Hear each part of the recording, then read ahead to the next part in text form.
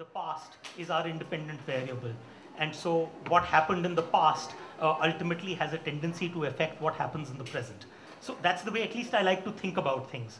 But having said that, I think in Chanakya's chant there was a lot more connection between the old story and the new story. In the Krishna key, 90% of the story is the new story. It is the present. The 10% that exists are simply the single paragraphs over 108 chapters that convey the story of Krishna.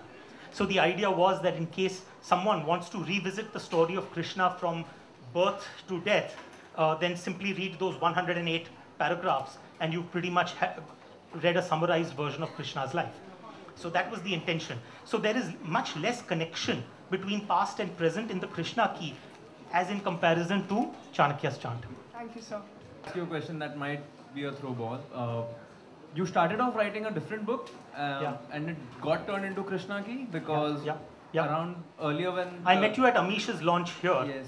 And you asked me the question, what are you writing? Yes. And I said, I'm writing a book on business. Yes, that was the question actually. And it was covered in other places also. Yeah. It was covered in other That's places right. where you're writing a book. I wrote about roughly 40,000 words of that particular story before I ended up having this dinner conversation about the Kalki avatar. And after I had read that, after I'd written those 40,000 words, I said, listen, the story that I now have in front of me is just too exciting. I can't give up on this. So then I had to actually put away that manuscript of 40,000 and I had to start working afresh on this idea. I now plan to go back to that particular manuscript because that was my first attempt to go away from the ancient because the starting point of that story is not in ancient India, it's in modern, it's post-independence India, specifically relating to an event that happened in 1948. So that's where the story takes off from.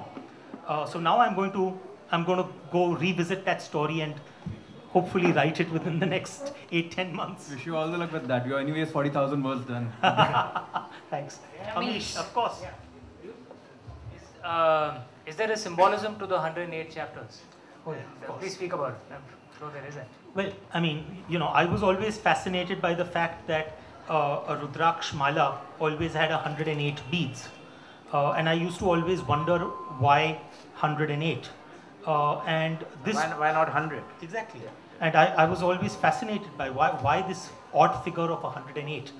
And then, of course, during the time when I was actually writing this book, I have to be cautious of what I say because I don't want to give away any stuff that gets revealed towards the end of the book for those who are currently in the process of writing it, but reading it, sorry, it's already written.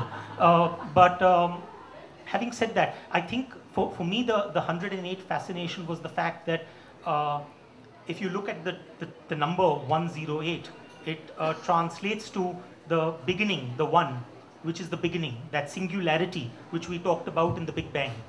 So that is the starting point. And then we know that within Vedic philosophy, we talk about the universe having expanded from that singularity in the shape of an egg. That's where you get the name Brahmand, Brahma and Anda. So it's actually Brahmand. So I find that the zero in there is almost the egg, the universe.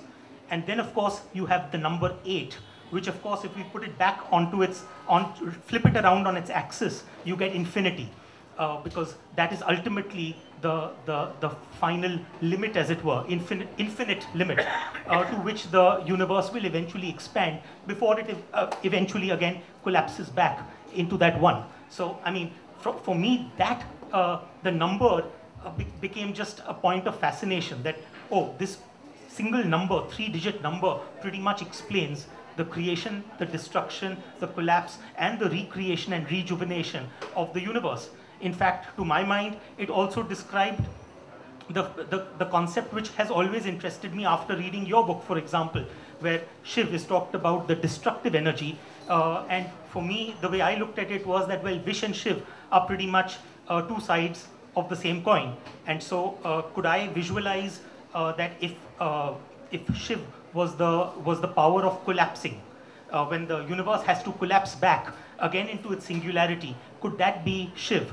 And when the universe once again has to expand back into its universal form, as it were, then could that be Vish? I saw it more as a child blowing a balloon and letting out the air, blowing up the balloon again and letting out the air again. And so that eternal cycle of Vish and Shiv is once again explained in that 108. If you get writer's block, what do you do then, and how do you proceed? So you tell us a little more about that. If I tell you the truth, then it's actually a peg of whiskey. But I don't know what age he is, so I don't want to recommend that for him. But honestly speaking, for me, the writer's block, when it occurs, I just stop writing. That's the truth. There are a lot of people who say, just carry on as if nothing happened, force yourself to write. Honestly speaking, I find myself sitting in front of a computer screen, blank thoughts, nothing happening, no words on the page, not worth it. All right, another very interesting question by Naresh Bitra. Chanakya's chant and the Krishna key, both of them about kings, Chanakya, Krishna. He's basically curious to know why there's is there any specific reason for choosing a historical king around your plots? Honestly speaking, it's not as if I've been going out there to choose kingmakers. For me, honestly, the character is incidental to the story. The story is much more important and from where it originates. The character is something that comes later. So it's All right. Also, there's one by Soundar Rajan. He says, how do you come up with the idea of interpreting myths and history in a completely different way? It's quite a challenge in itself. Yeah.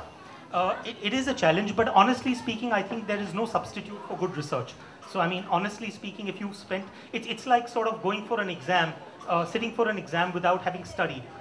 If you've been studying throughout the semester, throughout the term, you don't have an issue in terms of pressure.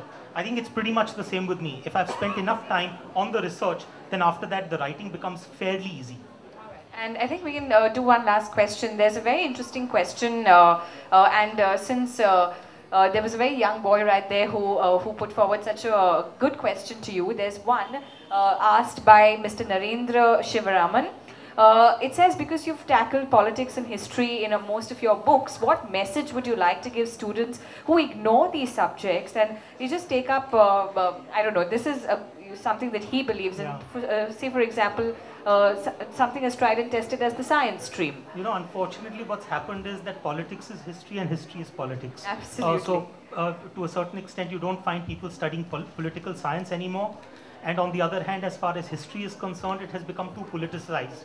So, the textbooks have to say one particular thing, and that's all they are allowed to say, which is where the unfortunate bit is. And what I hope is that with the sort of writing that is nowadays emerging, whether it is Devdutt Patnaik, Amish, myself, Ashok Bankar, so many people writing about mythology or history for that matter, what I hope is that there will be a sudden reawakening in a lot of these subjects. Absolutely, we hope so too. Most of the other questions were more or less addressed to by the audience right here. And I think now what we're ready to do is, we have an AV that we'd like all of you to take a look at, after which we're going to be doing our vote of thanks. So, ladies and gentlemen, all eyes on the screen. If our panelists would like to be seated down so that they can watch the AV as well.